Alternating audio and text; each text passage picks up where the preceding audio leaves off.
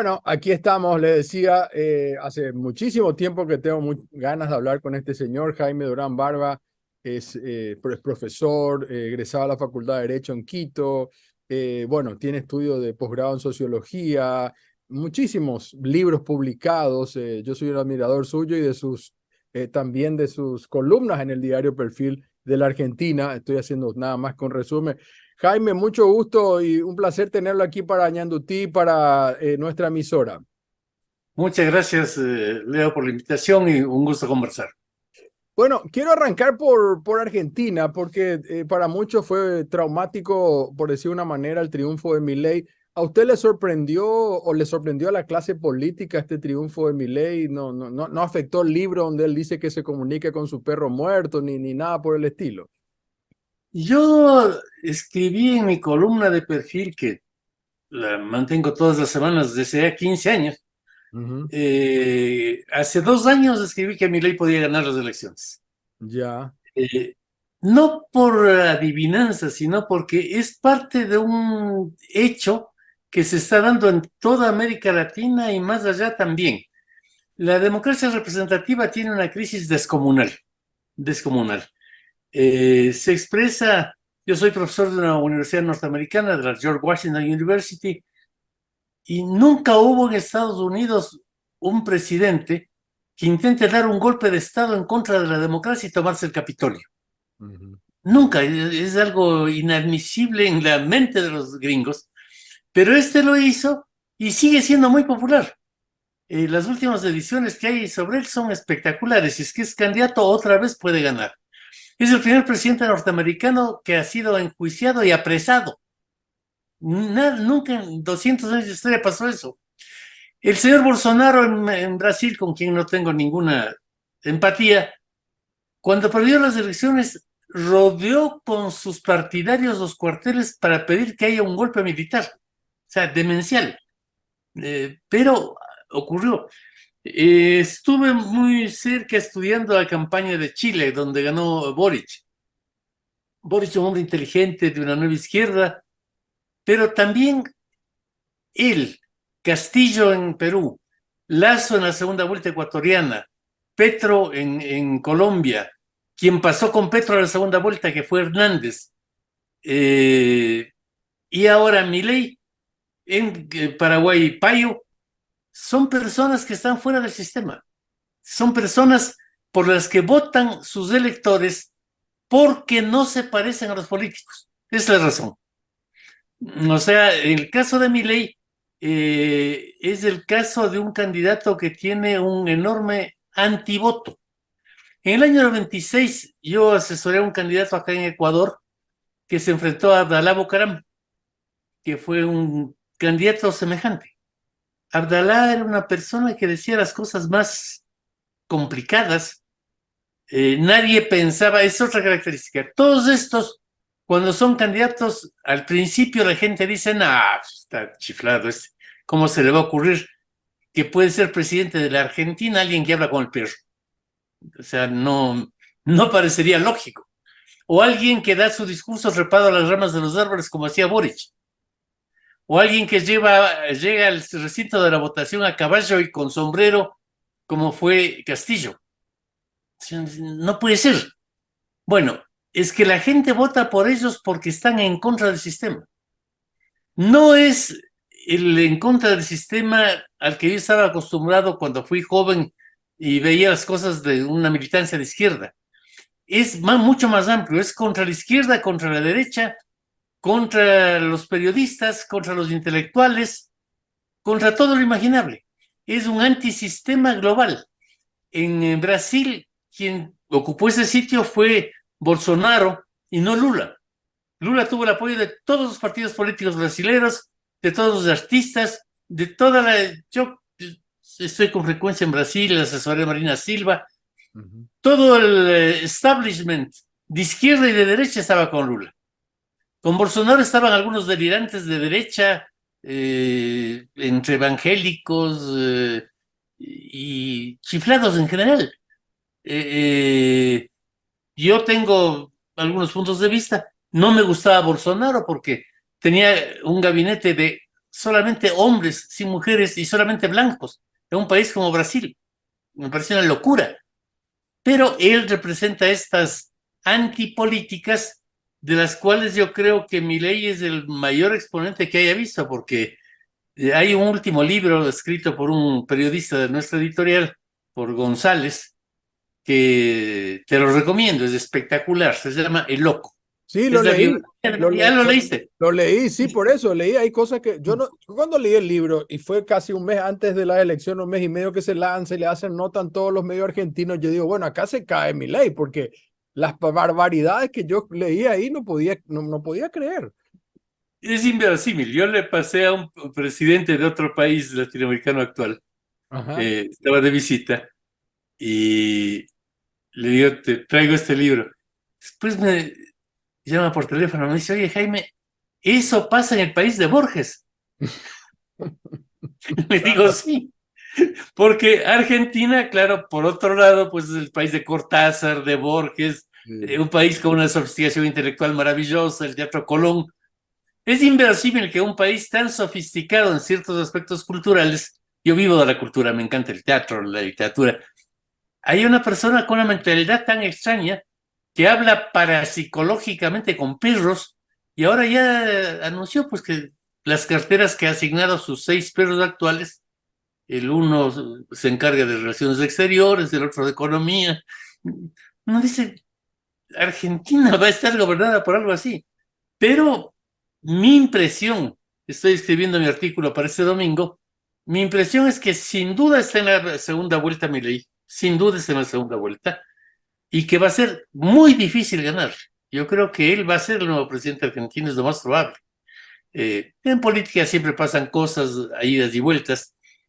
Hay también muchas técnicas que se han desarrollado y aplicándolas bien cabría ganarle, pero es bien difícil porque representa espontáneamente esta actitud anti-establishment que se generalizó en Occidente, fue implantándose. Esta actitud tiene que ver con los celulares, es hija de los celulares. Tenemos una nueva sociedad a la que nos referimos en mi último libro, que se llama así, La Nueva Sociedad, en la que la gente está prescindiendo de los partidos, de las religiones, de las autoridades en general. Los hijos no respetan a los padres como lo hacíamos los antiguos, los feligreses a los curas, los alumnos de los maestros. Hay una sociedad nueva que ha nacido. Yo no estoy ni en contra ni a favor. Nací en una familia feudal en que mi padre era Dios, mi madre era un ayudante y los niños eran los siervos de la gleba y viví una vida muy linda. Y ahora con mi nieto tengo una relación de compañeros de parvulario, porque él no me ve a mí como una autoridad importante. A veces me hace una pregunta, le Sí, digo tal cosa, espérate abuelito, voy a ver, y le pregunta al Google si yo tengo razón. claro. Yo Es lo llegaba a que, hacer eso con mi padre y volaba con Google y todo por la ventana. claro, es lo que quería preguntarle también, porque después volvemos a Argentina un ratito, porque ya que abrió este punto, usted habla de la sociedad líquida, ¿no? ¿Qué querría decir eso? Que todo ahora cambia de forma, como el líquido. La sociedad antes era sólida, había partidos, había ideologías, había instituciones, había normas de respeto a la antigua. Ahora todo cambia. Alguien que en Paraguay es un caso especial, pero normalmente antes la gente era de izquierda, era de derecha, si usted era comunista no se pasaba al Partido Conservador. Ahora cualquiera se pasa de cualquier lado a cualquier lado y los mismos partidos se convierten en una cosa rarísima.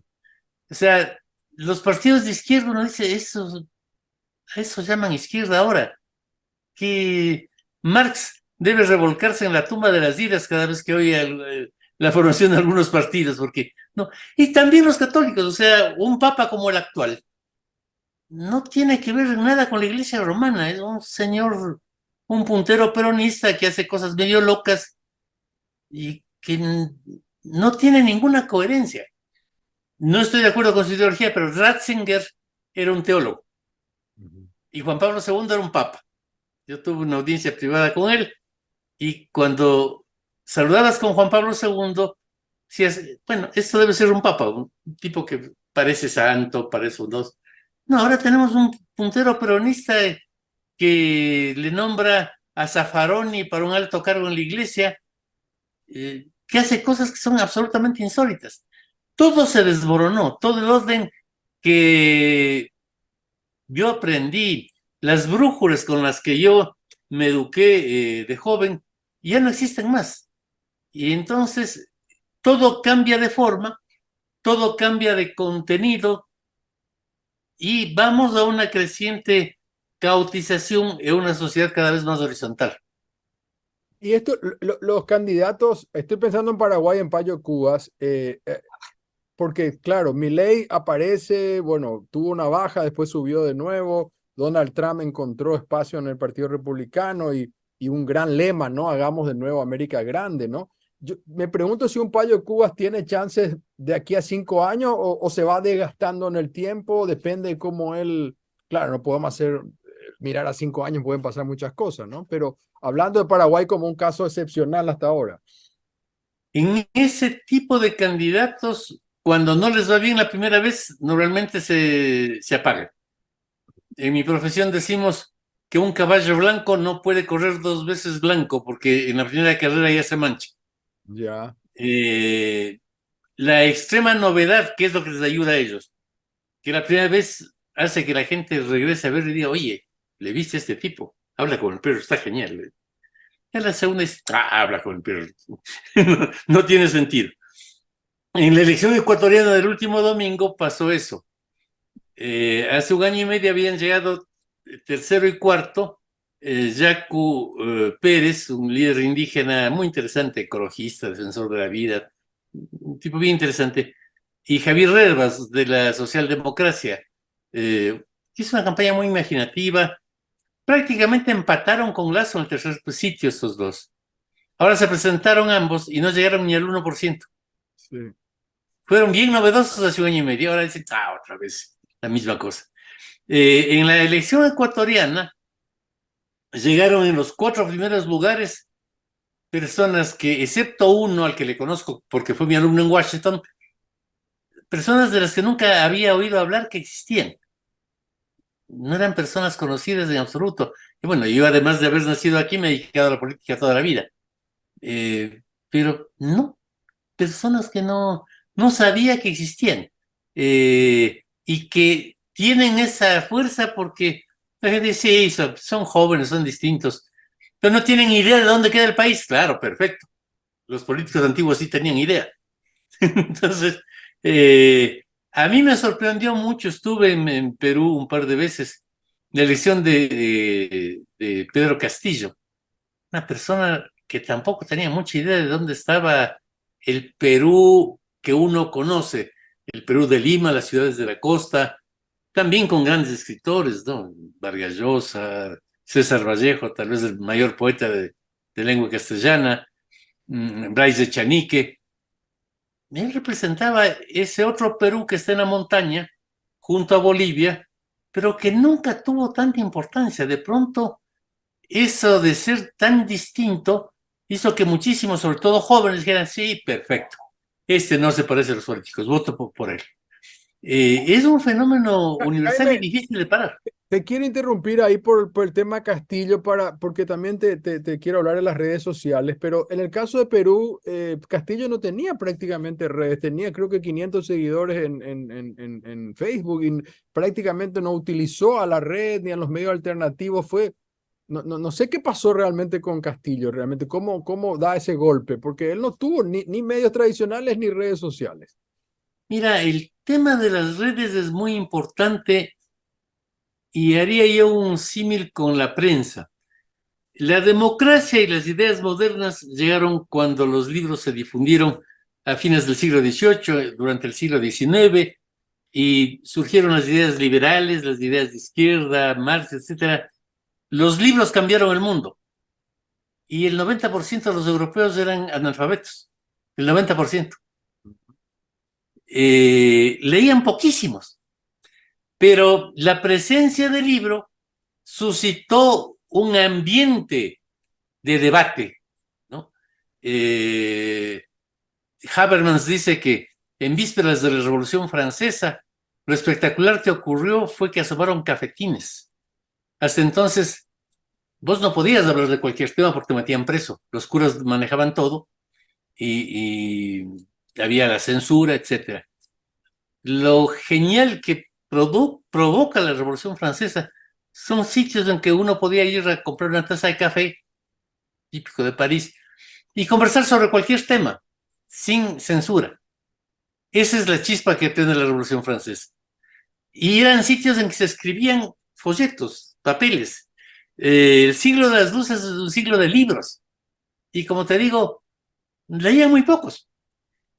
Lo que pasa es que la mente de la gente cambió con esta circulación de ideas. Con Internet pasa lo mismo. Los seres humanos ya no somos los de hace 10 años, aún en países en los que hay poco Internet. Ya no somos así. Cambió la verdad, cambió el tiempo.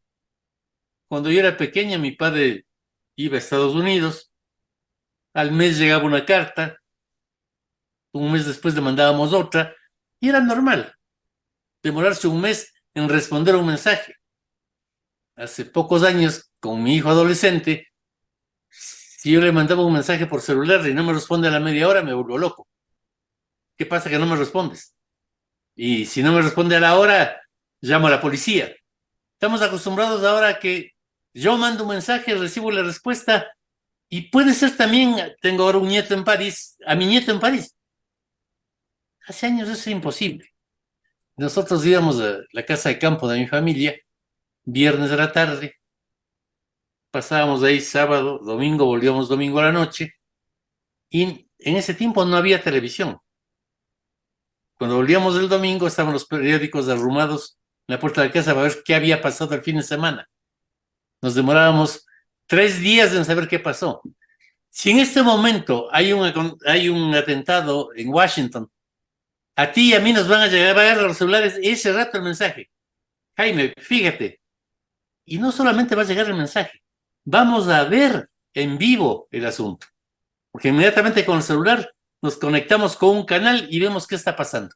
Yo vi el segundo atentado a las Torres Gemelas en vivo. Estaba dando una conferencia en la OEA, interrumpieron la conferencia, me dijeron, perdone, pero queremos ver en la pantalla porque hubo el accidente de un avión en una de las Torres Gemelas. Se puso en la pantalla eso y cuando estábamos viendo eso, asomó el segundo avión del atentado. Lo vi Sí, en vivo. lo recuerdo, sí. A mí me pasó lo mismo en la oficina, sí. Ahora, ¿qué ocurre? Para los medios, por ejemplo, se acabó el concepto de primicia. Antes cada medio lograba una noticia que nadie más sabía y tenía la primicia. Ahora, el periódico que se publica un día, digamos el día de mañana, debe tomar en cuenta que todo lo que diga ya lo saben los lectores. Lo saben y lo vieron incluso. Porque el tiempo cambió. Entonces, este cambio en la mentalidad de la gente cambió a la humanidad y vivimos ya en la sociedad del Internet, que es una sociedad en la que el tiempo es distinto, en que nos comunicamos con imágenes, no nos comunicamos mucho con textos. Nadie lee el manifiesto de un partido actualmente. Si uno de los partidos argentinos publica en la Nación una página entera, yo no leo. Pido que la secretaria me cuente en resumen qué dice. ¿Cómo voy a yo a demorarme cuarto de hora para leerle a un partido político argentino si en ese cuarto de hora puedo hacer cosas tan lindas en el YouTube? Es otra vida. El acceso a la información que tenemos es absolutamente descomunal. En nuestro celular Infodemia tenemos... le dicen, ¿no? Infodemia también dicen algunos, ¿no? De tanta información, tenemos como una pandemia Sí, de sí, información. Permíteme una pausa breve, por favor, y ya volvemos. perfecto. Pero usted le leí que decía en un artículo que es una democracia de likes, digamos, ¿no? En la red. Y eso, digamos, un poco lo que estamos hablando ahora. ¿Cómo hace un político tradicional, como le pasó acá a Efraín Alegre o Massa en la Argentina u otros, ¿cómo hace para conectarse? Porque finalmente, por lo que entiendo, es una cuestión de cómo conectamos emocionalmente con el candidato en época electoral, digo, ¿no? En todo, también en el gobierno. Ya. Veamos cómo la crisis de los gobiernos es final. Castillo fue un espectáculo, llegó al poder y al año ya estaba en la casa. No en la casa, en la cárcel. Lasso tuvo que adelantar las elecciones. Si ya se quedó. Boric, si no fuese porque Chile está en institucional, ya se habría caído. Su popularidad está debajo del 20%. Petro, lo mismo. Se está derrumbando Lula a una velocidad descomunal. De los presidentes latinoamericanos, el que ha conservado su popularidad de manera sólida es AMLO en México. Pero los demás, que no es un outsider, AMLO es un político viejo. Sí. Él hace política desde que nació. Pero estos outsiders son todos fuegos fatos. Llegan a gran velocidad, tienen muchos votos, normalmente no tienen mayoría en el Congreso, hacen algo novedoso y se caen. Es otro tipo de liderazgo muy complicado. Hemos estado en varios seminarios en la George Washington, que es donde yo trabajo, también en Stanford, pensando en la comunicación de los políticos, no en elecciones, pero en tiempos de gobierno. ¿Qué tienen que hacer? Tienen que hacer lo mismo. Aprender a hablar este lenguaje, que es un nuevo lenguaje, que para quienes nos formamos entre libros y textos, es difícil de aprender. Yo, por mi profesión, me he ido metiendo en esto. Además, yo soy muy curioso. Yo siempre quiero aprender lo nuevo. Ahora estoy haciendo un curso de astrofísica. Yo me meto en todo. Pero hay personas de mi generación a las que les es difícil manejar una computadora. Sí. Yo hice mi tesis doctoral en máquina de escribir con papel carbón. Mm. Así fue. Y cuando estuve en el colegio usábamos tablas de logaritmos. Mi nieto no entiende qué es un logaritmo, pero tampoco Yo, entiende la yo le política. mostré a mi hija un cassette y no sabía lo que era tampoco, ¿no? Un Un canal. cassette. ¿Qué es eso? Me dijo. Yo no puede ser. Pero Jaime, ¿cómo hacemos? Porque, ¿qué tienen que estudiar los políticos que están viendo el programa? Que aquí ven muchos políticos este programa. ¿Qué tienen que hacer para conectarse? Porque no se trata de bailar en el TikTok solamente, ¿no? O sea, que un poco lo que dijo Herbaz en la campaña anterior le fue bien. Yo le vi a Lazo hacer unos bailecitos después en el TikTok, pero ¿qué es lo que hay que hacer, digamos, para conectarse? ¿Qué hay que leer? ¿Qué hay que estar palpando, digamos? Es bueno el ejemplo del TikTok, porque el TikTok es una gran herramienta para comunicarse. Se pueden comunicar mensajes con gran eficiencia. La campaña de Lazo fue una campaña absolutamente técnica. Cada cosa que apareció en esa campaña estaba medida exactamente dando algún mensaje. También las equivocaciones, también las tonterías.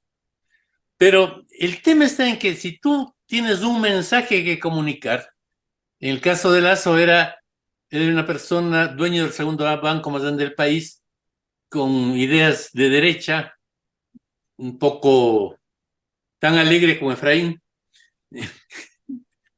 necesitaba demostrar que era un ser humano. Y el TikTok se utilizó para eso. Estudias bien a fondo la imagen, qué son las cosas que caen mal de él en la gente, y eso es lo que desvirtúas con el TikTok. Pero si lo que haces es idioteces en el TikTok, como hacen la mayoría de políticos, que dicen, TikTok, voy a bailar en el TikTok. Claro, Y entonces asoma un viejo feo bailando en TikTok, lo cual es repugnante. exacto. No, primero debes tener claro cuál es el mensaje.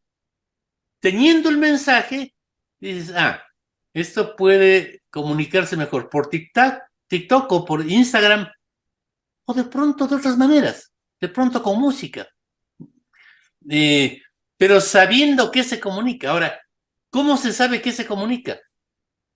Yo creo que en esta sociedad tan superficial hay que estudiar mucho más que antes, si uno quiere hacer política bien. Porque es todo tan liviano que hay que tener una cabeza fría para entender bien qué está pasando y poder comunicar. En el caso de Lazo, yo estuve envuelto en esa campaña. Él perdió la primera vuelta por 36-19. Sí. O sea, no había ninguna posibilidad de hacer algo en la segunda. Ahí conversamos y con mi socio Santiago Nieto dijimos que interesante. Si se logra dar vuelta a esto sería Un golazo. un elemento académico. Tenemos un curso genial, de hecho, con el curso, con la campaña de las, dijimos, verás, pero nos hacemos cargo, pero se hace exactamente lo que nosotros decimos. Perfecto. Estaba tan con el agua acá que lo aceptó. Primera cosa, que no te apoye nadie. Que no te apoye nadie. Que ningún partido te apoye, ni siquiera el tuyo propio. Todos los partidos fuera, del tuyo, los de aliados, fuera. Ningún diputado, ningún gobernador, ningún alcalde, todos fuera. Asomas tú con gente absolutamente común, no con famosos, no con influencers, no, con jóvenes, mujeres, que representen la diversidad cultural del Ecuador. Eso significa que asomen en los videos y tú conversando con negros, indios, mestizos, mujeres, trans, un tipo gay, cosa que para Guillermo, que es una persona del Opus Dei, le causaba un poco de... No, pero es que es así. Tiene que verse que tú eres capaz de dialogar y confraternizar con los ecuatorianos de todos los tipos. Y la campaña es eso, ver un señor que está con la gente y se ríe de sí mismo. Algunos de los TikToks fue para que se ría de sí mismo.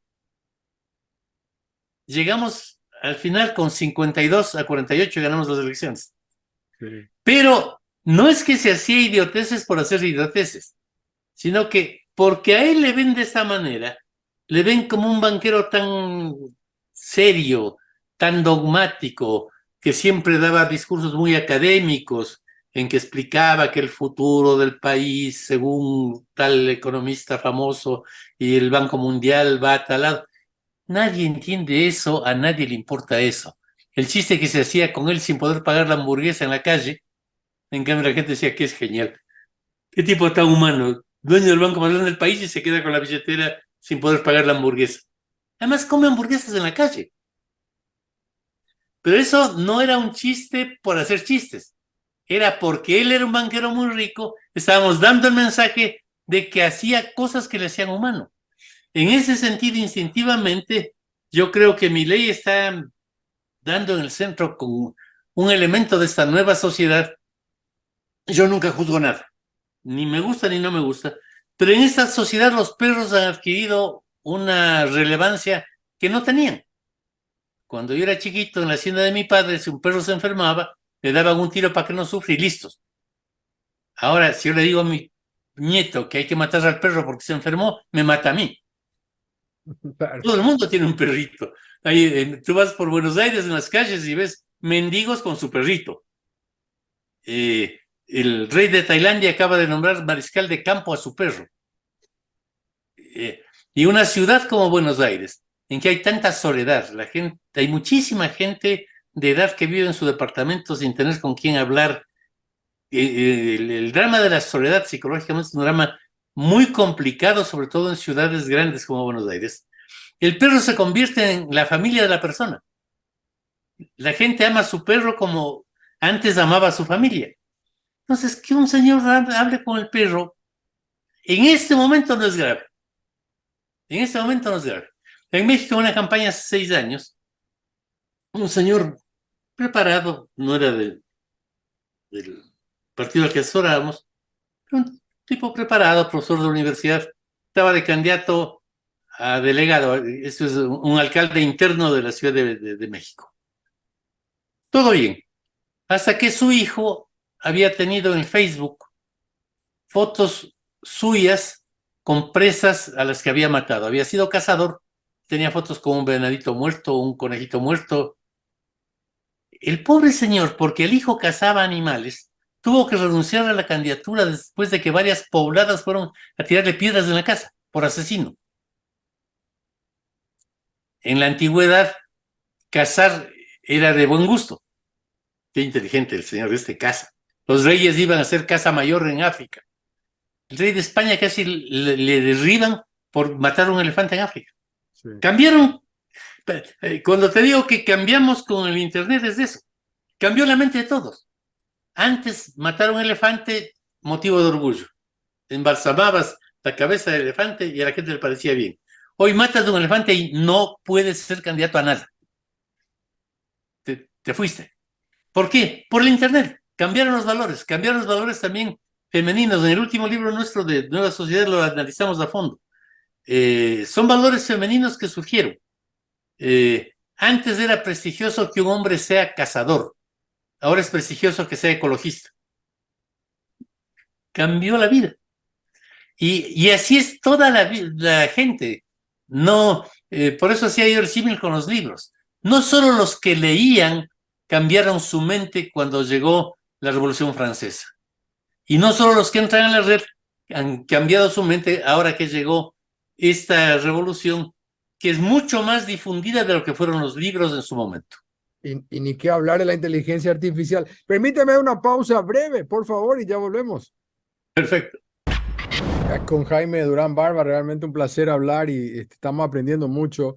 Jaime, en un momento dado hablaste que Lazo se sacó foto con trans o gays, a pesar de que él era del Opus Dei.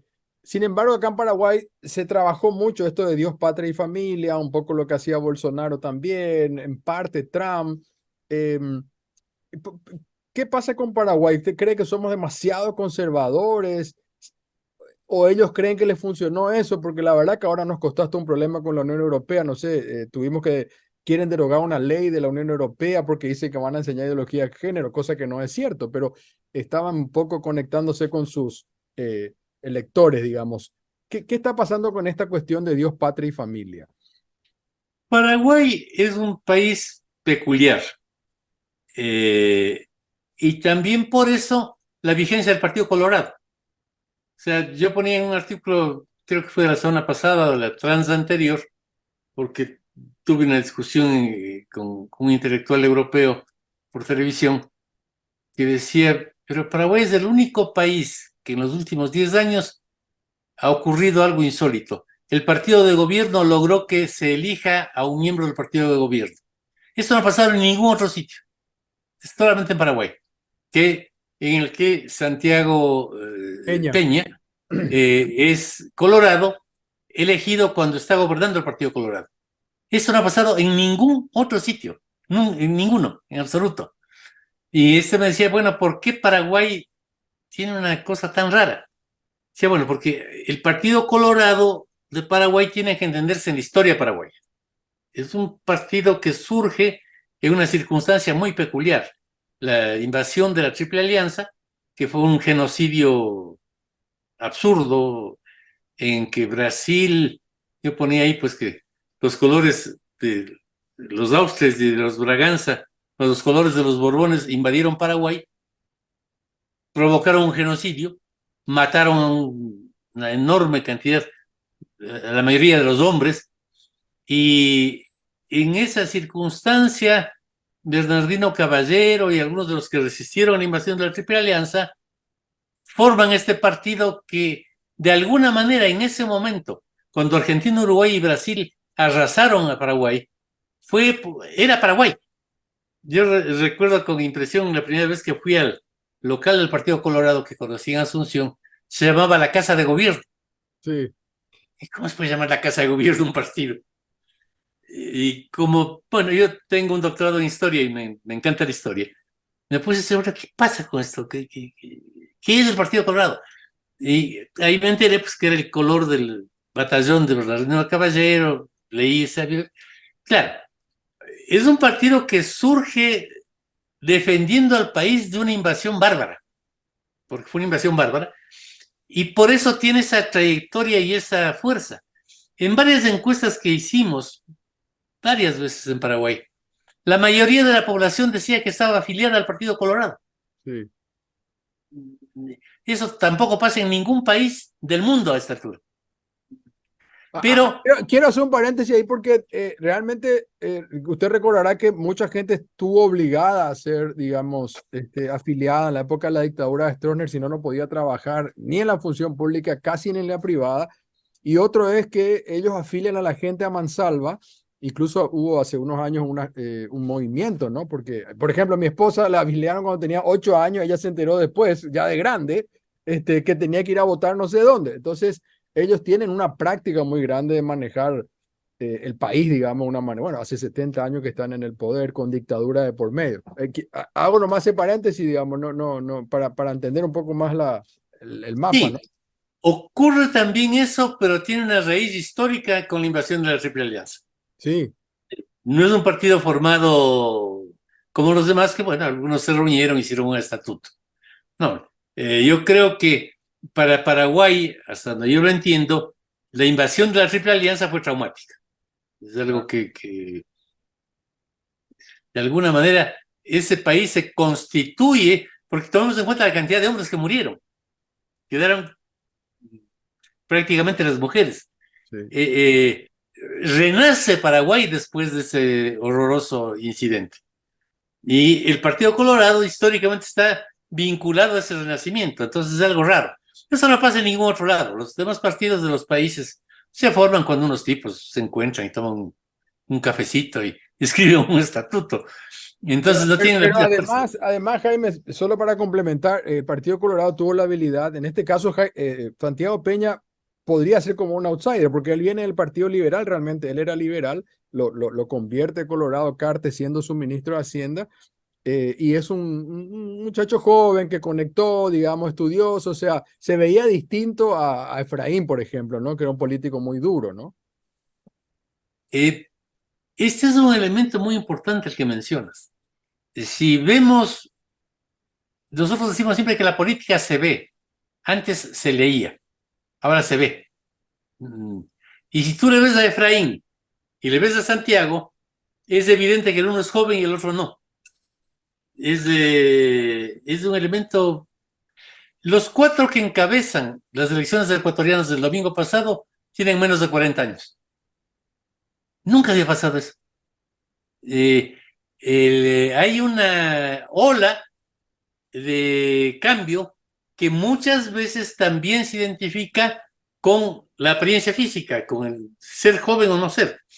En el año 2009 nosotros asesoramos la candidatura de Francisco de Narváez en la provincia de Buenos Aires. Francisco tiene un tatuaje chino aquí, Sí, grande, sí. que significa serpiente. Él tuvo una época desordenada en su juventud, fue a viajar por el mundo y se hizo el tatuaje. Cuando ya se convierte en un político serio, este era un problema, porque él pretendía ser además de un político serio, de terno, corbata y discurso. Dijimos, no, Francisco, con ese tatuaje no puede ser un intelectual serio. Hicimos 20 estudios con la población que veían. Dijimos, mira, espacio de votos peronistas no tienes. Fue una de las primeras cosas que se discutieron. Tienes que sacar votos antiperonistas. Él enfrentó a Néstor Kirchner, que era expresidente. En la legislación argentina, vos podés ser presidente, alcalde y candidato. Entonces hizo una lista en la que estaba él como expresidente, estaba el gobernador Scioli, gobernador de ese entonces de la provincia de Buenos Aires, Sí. estaba el alcalde de Tigre, Massa, Ujú. todos de candidatos. Y a todos esos les enfrentaba solito el Colorado.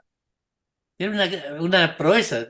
Estaba programado que ellos saquen un 70% y el Colorado un 5%. Pues no, aquí hay que hacer una cosa ingeniosa. Néstor tenía una imagen de hombre de edad, medio desarreglado el saco siempre, medio caído, tenía un problema con un ojo, lucía mucho más viejo de lo que era. Ya. El Colorado, en cambio, hombre aficionado a los aparatos de los gimnasios, a trotar con el pelo colorado, no se le veían las canas y parecía jovencito. En el diseño que hicimos de la campaña, dijimos, bueno, la gente que puede votar por ti cree que Néstor es un viejo que todo el tiempo les insulta y todos, que es serio, que es aburrido, que es malo. En el diseño tu imagen va a ser la de un joven de una banda de rock. Eres un joven travieso que le fastidia a este viejo. Francisco es un hombre muy serio, muy... En realidad es una persona que toma... Y nos dijo, pero yo tengo la misma edad que Néstor. No importa, no me importa mi edad, la política se ve. Vos luces joven, atlético, dinámico. Él luce un viejo caído, entonces es un joven con un viejo caído, listos.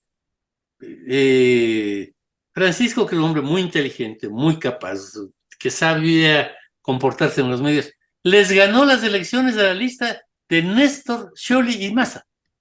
Y él era un anónimo. Porque es un tema de imagen. Tú ves a un político y dices, este es un joven dinámico. Le ves a otro que puede tener la misma edad y dices, no, este está caído, es un viejito. Yo creo que en cuanto a imagen meramente, la distancia entre Efraín y Santiago era esa. Uno veía a un jovencito. Santiago, además, es una persona que ha estado en nuestra universidad, una persona muy moderna, habla bien inglés. Él es de nuestra universidad. Que pasó también eso con Marito. Marito es una persona que ha estudiado afuera y también parece mucho más joven de lo que es incluso. Es joven, pero parece más joven. Sí. Es un tema de... Jaime, varias veces, perdón, dijiste estudiamos. Esto es interesante porque para usted es normal, pero para quien nos está viendo y escuchando, para hacer una campaña o estar es decir, hay que hacer muchos estudios, ¿no? Muchos focus group, muchas encuestas, mucho de imagen, o sea, no es que adivinar nomás una frase, sino realmente hay un trabajo detrás, científico. Hay que estudiar y hay que tener a gente experta que ayude. O sea, en la facultad nuestra en Washington preparamos consultores, preparamos políticos. Si Noboa llega a ganar las elecciones en Ecuador, va a ser el tercer presidente de nuestros egresados, que se graduaron en la universidad y ahora son presidentes. Pero hay que estudiar, porque el hecho de que se haya vuelto tan superficial la sociedad obliga a mucho estudio permanente para ver cómo está cambiando la vida. Cuando se originaron las encuestas, la primera encuesta se aplica en 1870 en Estados Unidos, se hacían alboleos, mandaban cupones, la gente respondía con cupones y acertaban siempre. ¿Por qué? Porque la gente no se movía. Los estudios dicen que en ese tiempo en Estados Unidos, el 90% de las personas nacían en un condado, digamos, en una parroquia, y nunca salían de la parroquia hasta morirse. Durante toda su vida solamente hablaban con unos pocos vecinos. Hasta hace poco, hasta hace 50 años, el 90% de los electores norteamericanos y también de los alemanes votaba toda su vida por el mismo partido, toda su vida. Demócrata, demócrata, demócrata, demócrata, punto. La gente no cambiaba. Eso fue alterándose cuando surgió la radio, en que la gente pudo escuchar a gente que estaba lejos y tener información diversa. Con la televisión esto se volvió más diverso y con el Internet ahora se acabaron las ideologías. El Internet surge justamente cuando termina la Guerra Fría y deja de tener mucho sentido esto de la izquierda y la derecha cuando los mismos países comunistas en masa se hacen capitalistas. China es un capitalismo de Estado, pero capitalismo. Claro. Y la Internet lo que hace es proporcionar una cantidad de información descomunal. Ahora la gente cambia de posición todo el tiempo y vino este término, la sociedad líquida de Bauman, y hay varios autores que yo prologué este libro que lanzamos en Buenos Aires hace poco, Sí, Gestionar las emociones le políticas. pedí al señor Rubí que me autografíe uno, todavía no tengo mi libro, pero lo quiero comprar, sí. Es muy bueno, muy interesante, porque expresa eso. La política ahora son emociones. Primer consejo a un candidato, no aburras a la gente. Si das un discurso sesudo, largo y aburrido, la arruinaste. No. La gente tiene que divertirse con la campaña. La gente tiene que participar en la campaña de manera alegre. Cuando te convocan a una reunión de la campaña, la reacción debe ser, qué buena cosa hay ahora una reunión de la campaña. Me voy a divertir, va a estar buenísimo. Porque, bueno, cuando yo era pibito, teníamos 2 reuniones a la semana para discutir el Capital de Marx, que duraban 3 horas, y no era muy divertido. Pero eso era soportable porque no había nada que hacer. ¿Qué hacías en Quito si no ibas a discutir el Capital? No había televisión. La radio era muy aburrida. Internet, desde luego, que no había. Entonces, bueno, discutamos el Capital. Althusser para leer el Capital, perfecto. Actualmente, ¿a qué pibe le puedes convocar para que vaya a discutir el Capital 3 horas por semana? A nadie, a nadie. Te creen un viejo loco.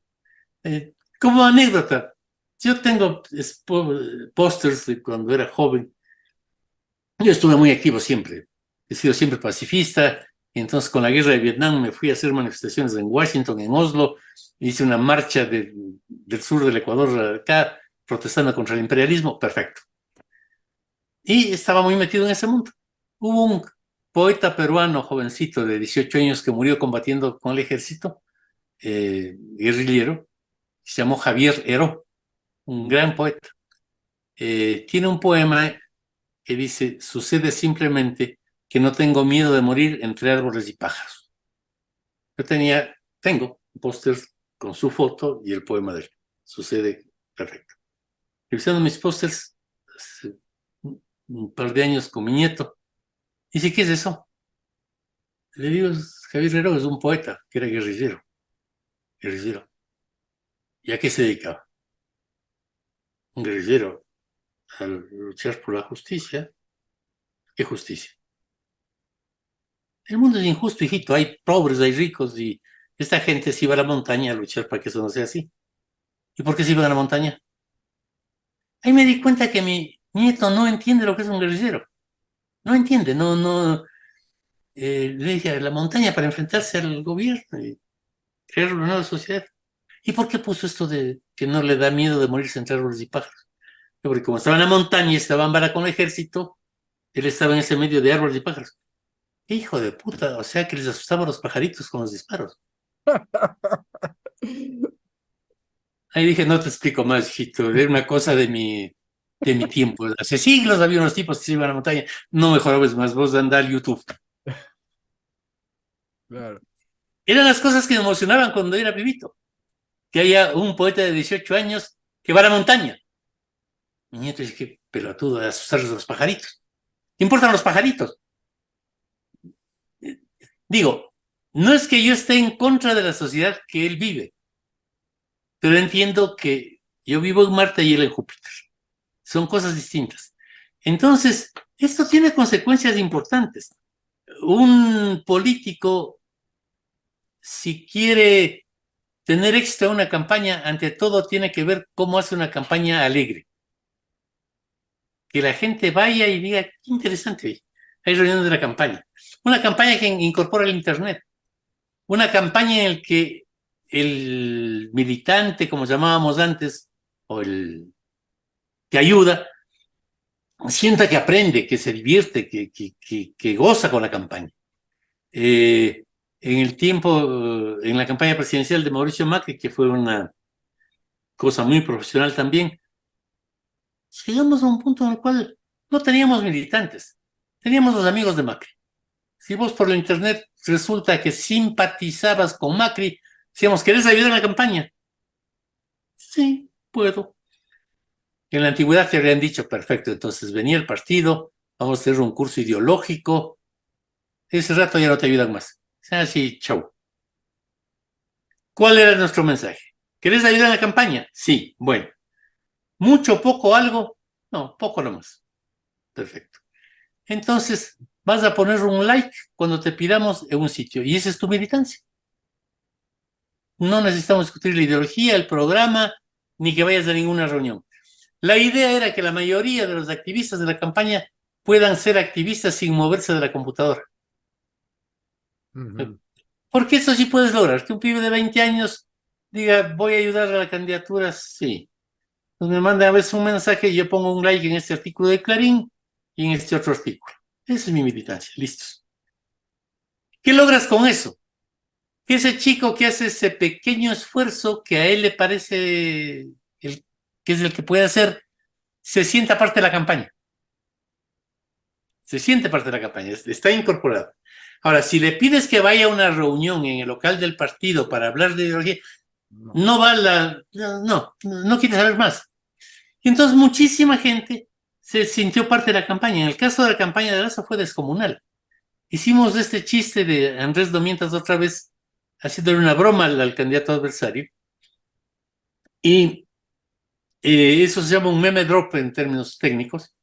Es la forma de comunicación de Sanders, este político norteamericano, que es genial el viejo este. Un viejo jovencísimo. Sí.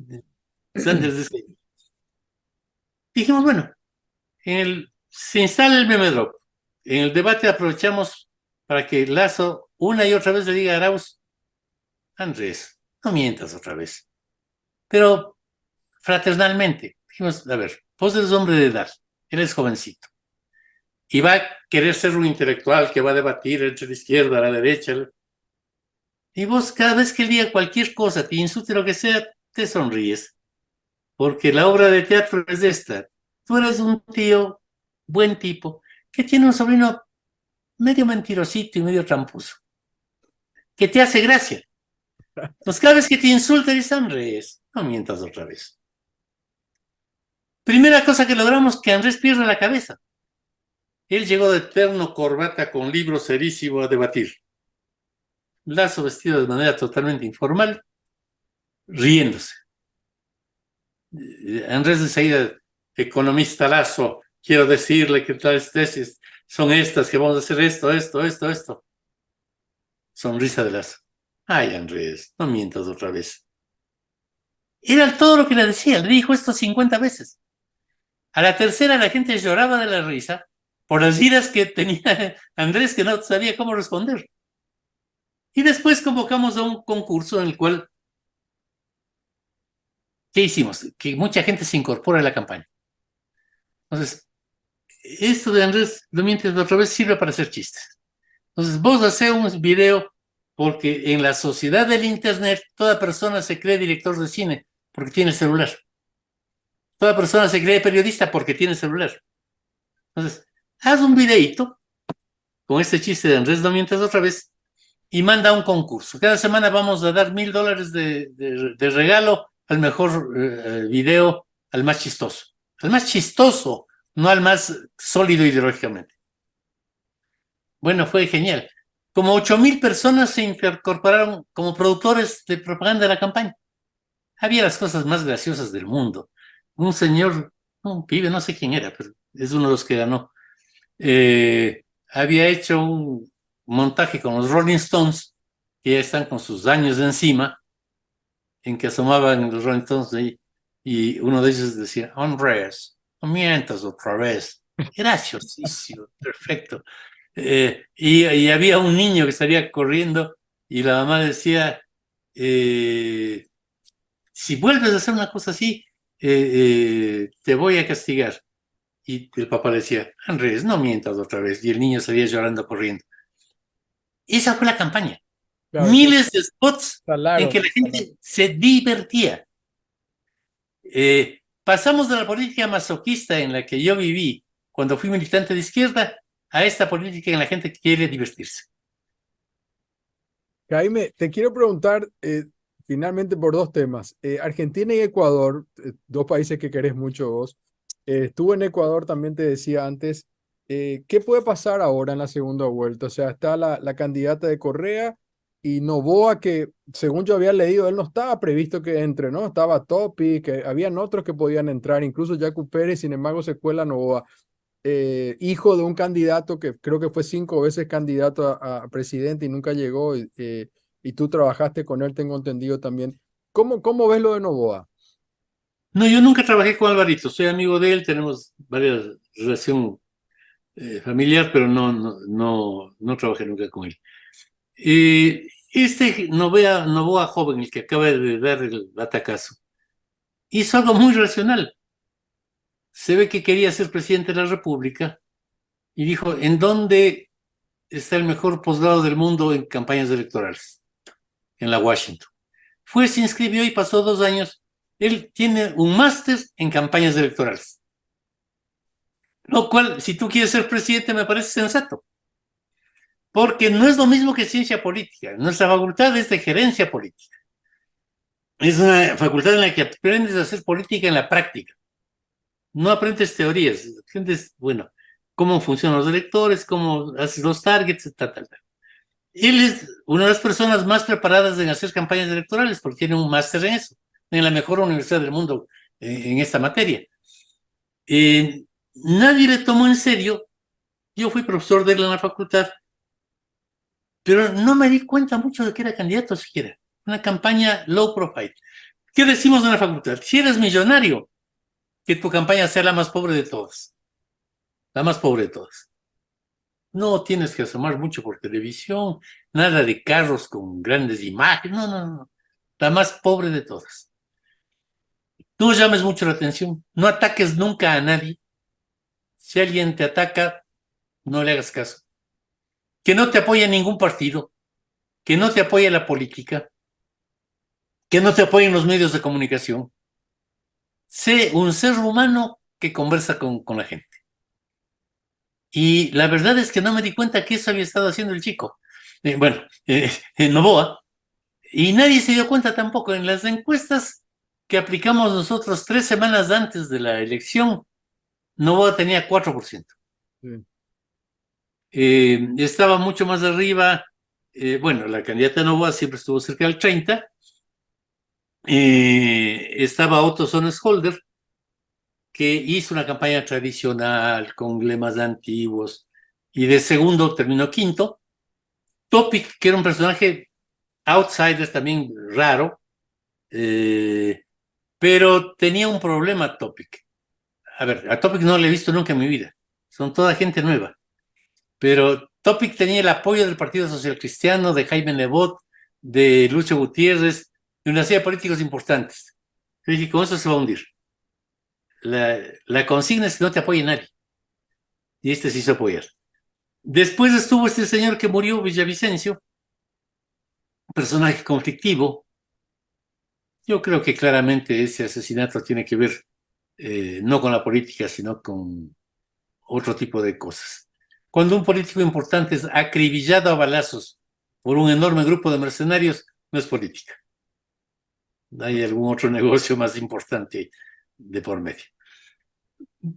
Bueno, pero Noboa pasó desapercibido.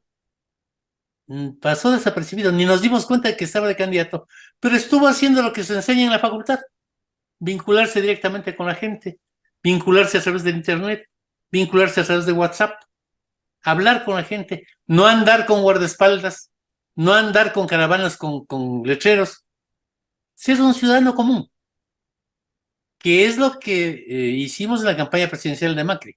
Macri llegó a presidente así. Nunca hicimos una caravana en el tiempo de Macri. No hicimos manifestaciones, no dio discursos.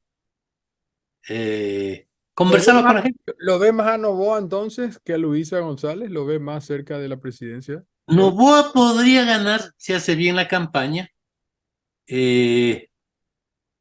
Ahora, en política hay dos elementos. El uno, la novedad, que es fundamental, pero también está la experiencia. O sea, necesitas combinar gente con experiencia y gente muy novedosa. Y Noboa está totalmente solito. No tiene gente con experiencia política que esté detrás.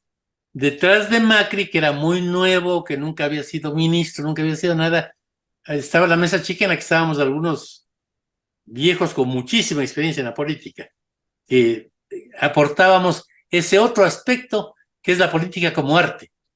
La política es ciencia, con las encuestas, los focus group y la estrategia, pero también es arte, que es conocimiento.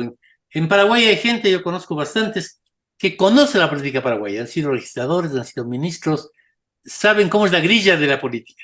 Y eso también tienes que saber, porque si no, no funciona. Eso no lo tiene Novoa, no sé cómo le vaya en eso.